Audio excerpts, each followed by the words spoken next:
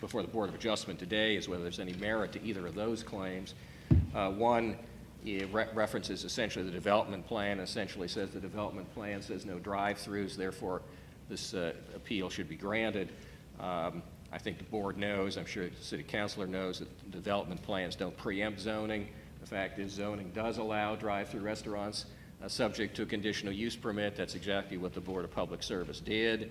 If any of these development plans are relevant for consideration, they are simply one item to be considered among many. They certainly don't preempt the zoning, and the zoning does allow this as a particular use, and I don't think anything that's been presented to you today suggests anything to the contrary. And I know because I've litigated a case like this where the Board of Adjustment did allow the development plan to apparently try to preempt the zoning ordinance of the city, and Judge Durker reversed it and granted the permit. And so I think, and that was 5 years ago, so I think the board's aware that the zoning in this case is what controls.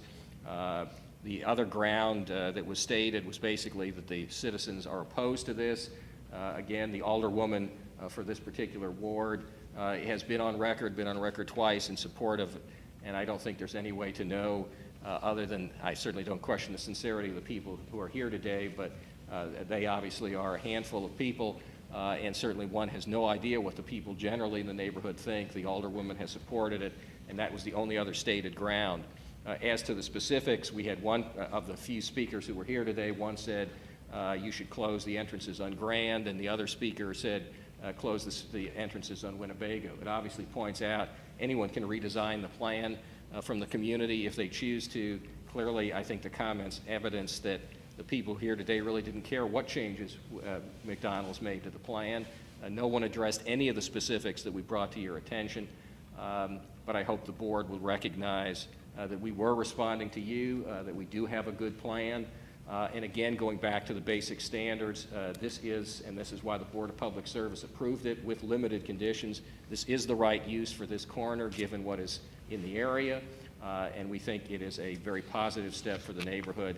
And candidly, I think much of what else you heard is simply not relevant to the discussion today. So again, we believe the standards that you're to consider, which is the appeal meritorious based on the two grounds that were stated.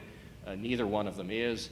And beyond that, we think we've made a very good effort to respond to this board and to other public officials in revising the plan. We have a good plan, and there is nothing in the zoning ordinance that suggests that you should do anything other than reject the appeal and allow this to go forward.